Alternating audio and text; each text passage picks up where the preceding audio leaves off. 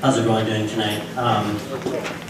Thank you for including me. I feel really honored to be in a room with people who are brave and also sort of reclaiming themselves. And I think that's something that I learned recently, that there are a lot of structures in place that keep us from reclaiming ourselves. It's sort of a hustle. People make money off of things like jailing people and death. And I think being able to point out that poison can be really healing in and of itself, that there are things in the way that keep us from growing. So I'd like to sort of pretend like I'm starting from the beginning and say Assalamu alaikum, which means peace and blessings be upon you.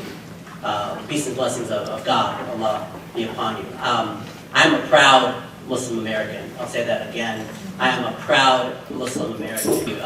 For those of you who don't know, Muslim religion is one of the most diverse, if not the most diverse in the world.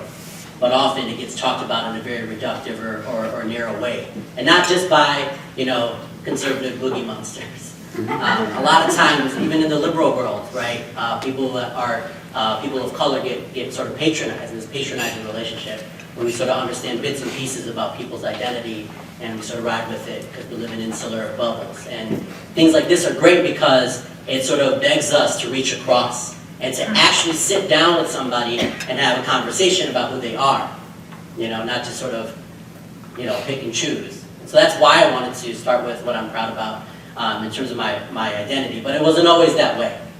When I was in high school, my freshman year was right after, my freshman year, but the first week of school was 9/11. And Muslims in the world are more likely to die from terrorism than commit terrorism, right? But that's not the story you hear. And then the remnants of it, the political remnants in the West, are that you get bullied for being a Muslim. And we all have this axis of privilege and disadvantage. So I definitely have my privileges. But one of the things that happened to me in high school, my dad was sick throughout high school. He passed away in 2011. But throughout my upbringing, he had cancer, triple bypass heart surgery, and then he had septic shock twice. He survived through all of it. The second time, he passed away suddenly. But when you're living in this environment and you go to school and you don't feel fully accepted, you start doing things that make you feel extraordinary just to be seen. One of the reactive things that happens to me nowadays is in the news media, they always have this excellent Muslim who's got X amount of PhDs or is a doctor, whatever, speaking for it. And it's wait, why do I have to have all these accolades to live or to be validated, right? How many of you watch Saturday Night Live? I was much more empowered, and this sounds like I'm typecasting myself, I was much more empowered by what Zain S said. It's let's cut to college who's got, the ketchup on his pants, right? Humanize people, right?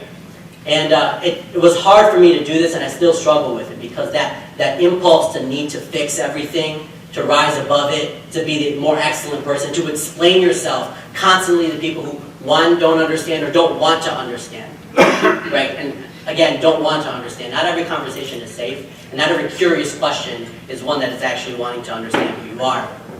But I still live with that, right? I still jolt in my sleep. My wife knows that. I still kind of just, I have this this tension. And I used to think that was a bad thing, that there's something wrong with me.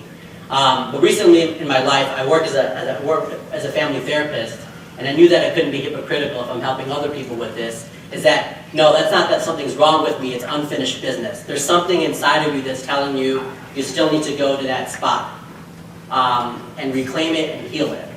And when I was in high school, one of the first things I did is I put my truth on a piece of paper and I read it to myself. This is what I'm dealing with. And throughout my life, and I won't go too much into it, I've been slowly inching at doing that more and more and more. And I did it with my own story. But what I do now is in addition to being a mental health professional, I don't see expression, telling yourself who you are, telling others who you are, and healing as different. I believe that they're married. So when other people, like some of the people who are presenting today, got up, that's a cathartic thing, right? To both witness and to share. And so we have this nonprofit that me and a team had developed about 2 years ago called the Narratives of Pain, which is sort of, it germinated out of Southeast Michigan. It germinated from the Muslim community but it's for people who are recovering, or are disenfranchised, or ex-cons, or people who have been abused in their life, or survivors of XYZ, right? But they're looking for an opportunity to say, this is who I am, and they want a safe environment to do it. And so narratives is about that.